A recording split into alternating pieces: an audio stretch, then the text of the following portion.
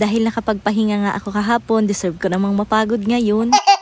Nananawa na kasi ako sa itsura ng bahay namin, kaya ito pinaikot-ikot ko nga yung gamit dito sa bahay. Pero syempre, bago ngayon, hi, hello, welcome to my vlog. Sadyang hindi nga ako nag-content kahapon dahil sabi ko nga deserve ko namang magpahinga. Nanood nga lang ako ng Thai drama maghapon at habang nanonood nga ako, hindi nga maiwasang lumikot nga yung isip ko. Dahil nananawa na nga ako sa itsura ng bahay namin. At dahil nakapagpahinga naman ako kahapon, deserve ko namang mapagod ngayon. Ati, akala ko nga mapapagod lang ako ngayon pero sumakit din yung katawan ko sa pinaggagawa ko.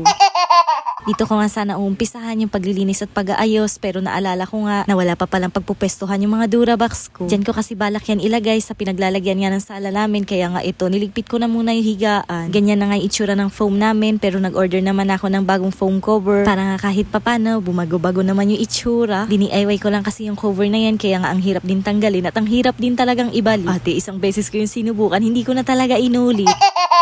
Nung mailigpit ko na nga yung higaan at mailipat ko na nga yung sofa, syempre winalisan ko na nga muna yung mga pinag-alisan nila para nga kapag may ilalagay ako doon na gamit, malinis nga. Una ko talagang naisip na baguhin nga tong pwesto ng cabinet na to. Doon ko nga siya balak ilagay sa may bintana at syempre tinanggal ko na nga muna yung mga nakalagay dito para kahit papano gumaan-gaan naman to. Ate, kahit nga wala tong laman, so for bigat, ano pa kaya kapag may laman? Baka lumawit na lang talaga yung dila.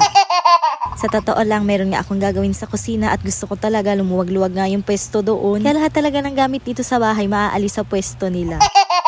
Day off naman ng Papa J bukas pero hindi na nga ako makapag-antay dahil ang gusto ko nakafocus nga kami sa gagawin namin dun sa kusina. Inay ko, ito pa lang yung nagagawa ko pero parang gusto ko nang huminto.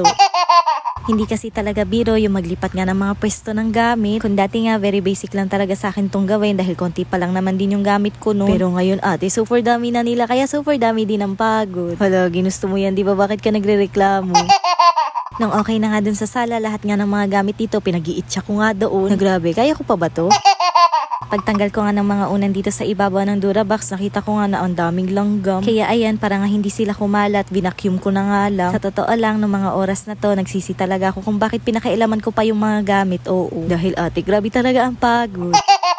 Pero dahil naumpisahan ko na nga, ayan, sige tatapusin ko na. Itong Durabox nga na to, dito ko talaga balak ilagay sa likod nga ng pintuan. Nasisilaw kasi ako sa liwanag kapag nakabukas nga ng todo yung pintuan. O diba, hindi talaga siya mapakali. Ibabalik niya din sa dati. Literal na pinagod lang yung sarili. Hindi ko din sa dati. Pagod lang ako. Sa imagination ko kasi maganda nga doon nakapwesto yung cabinet. Pero ate, hindi pala dahil parang sumikip yung sala. Doon pa naman kami natutulog. Kaya kinakailangan ko ibalik sa dating pwesto tong cabinet para nga lumuwag doon. Medyo inusog ko nga lang banda rito para nga kahit papano lumuwag-luwag sa sala. Kaya ayan, inadjust ko rin yung kortina. Nung okay na nga yung cabinet dyan, sinumulan ko na nga rin tanggalan ng mga gamit dito sa ibabaw ng isa pang Durabox. Naisip ko kasi na yan na nga lang yung ilagay ko doon sa malapit sa bintana. Sa totoo lang, yung karamihan nga sa mga karton dito, wala nang laman. Kaya nga wag kayong mag-alala kung iniitsa ko nga yan dyan. Ito ang mga ratan organizer ko, dito ko na muna nilagay sa sala. Dahil ate, overload na talaga sa kusina. Nakita ko nga rin na maraming ang dumi dito sa ibabaw ng Durabox at buti na nga lang meron tong sapin. Pero ayan, vinacuum ko pa nga rin para sigurado. At nung okay na nga, syempre iuusog na natin yan na para bang wala talagang kapaguran.